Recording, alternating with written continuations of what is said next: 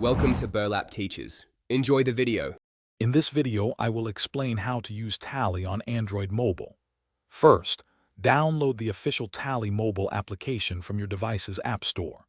Make sure your Android phone or tablet runs on a compatible operating system, typically Android 6.0 or newer. Then, simply log in with your existing Tally account or create a new one. You can then securely synchronize your company data from your desktop Tally Prime installation, usually within a few minutes. Once logged in, you'll find the mobile interface intuitive and user-friendly.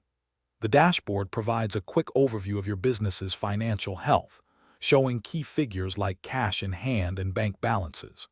You can easily access essential modules such as sales, purchases, and various reports directly from the main menu. Don't forget to utilize the powerful search function to locate any transaction or ledger in mere seconds, enhancing your productivity significantly. Tally on Android allows you to perform many critical business transactions while you are away from your desk. You can effortlessly record sales invoices and input purchase entries, ensuring your books are always up to date. Managing your inventory is also straightforward.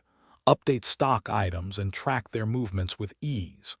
Furthermore, you can view and reconcile bank statements and cash transactions, and even generate and share vital financial reports directly from your mobile device. To maximize your Tally mobile experience, explore some advanced features. Ensure regular data synchronization to keep your mobile and desktop versions perfectly aligned.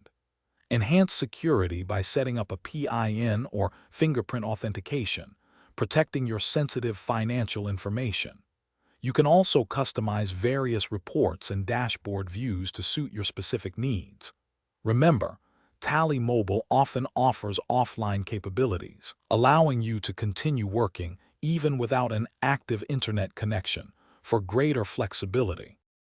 Thanks for watching. Consider subscribing if this video helped you.